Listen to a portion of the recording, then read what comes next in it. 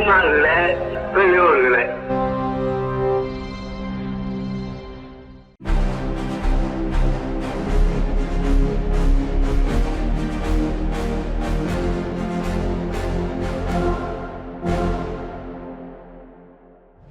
அனைவருக்கும் வணக்கம். இன்றைய விடுதலையில் வந்துள்ள முக்கிய செய்திகளை பார்க்கலாம். திமுக கூட்டணி நாளும் வலுப்பெற்று வருகிறது. தேமுதிகவின் முடிவு பாராட்டுக்குரியது. காங்கிரசின் பொறுப்புமிக்க தலைவர்களும் சரியான முடிவை எடுப்பார்கள். திமுக தலைமையிலான கூட்டணி கொள்கை கூட்டணி. திமுக ஆட்சியின் சாதனைகளும் அறிவிப்புகளும் கூடுதல் பலமே. எதிரணியில் உள்ளவர்களிடையே குழப்பம் நிலவுகிறது. அரசியல் மதியூகியாக செயல்படும் மு.க. ஸ்டாலின் அவர்களின் தலைமையில் மீண்டும் திராவிட மாடல் ஆட்சி அமைவது உறுதி என திராவிடர் கழகத்தின் தலைவர் தமிழர் தலைவர் ஆசிரியர் அவர்கள் அறிக்கை விடுத்துள்ளார். இனமலரே, நாட்டில் நடப்பது ஆரியர் திராவிடர் போராட்டமே என்ற தலைப்பில் இன்றைய தலையங்கம் இடம்பெற்றுள்ளது. எஸ். விஜயராகவன் அவர்கள் சென்னையில் இருந்து அனுப்பிய இமெயில் கடிதம் குறித்து இன்றைய தலையங்கம் இடம்பெற்றுள்ளது. திமுகவுடன் கைகோர்த்து தேமுதிக எந்த பக்கம் செல்லப் போகிறது என்று எதிர்பார்க்கப்பட்ட நிலையில் திமுக கூட்டணியில் தேமுதிக நேற்று இணைந்தது.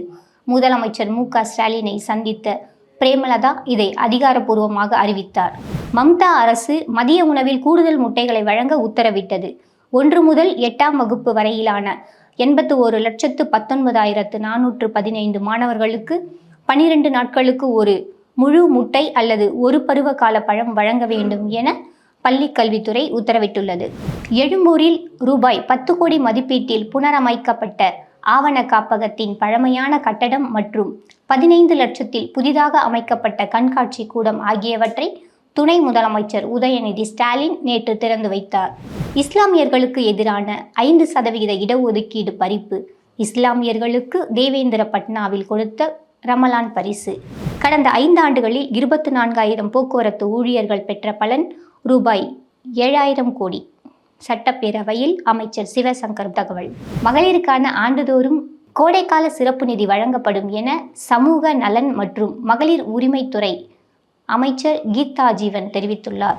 மகாத்மா காந்தி தேசிய ஊரக வேலைவாய்ப்பு உறுதியளிப்பு சட்டத்தில் மாற்றாக கொண்டு வரப்பட்ட விக்சித் பாரத் ஜி ராம்ஜி சட்டப்பிரிவுகளை எதிர்த்து தொடரப்பட்ட வழக்கு விசாரணையை சென்னை உயர்நீதிமன்றம் அடுத்த வாரத்திற்கு தள்ளி வைத்துள்ளது. மூட நம்பிக்கையின் விபரீதம். பாட்டிக்கு திதி கொடுக்க ஆமைகள் பலி. ஆமைக்கறியை பலியிட முயன்ற 4 பேர் கைது.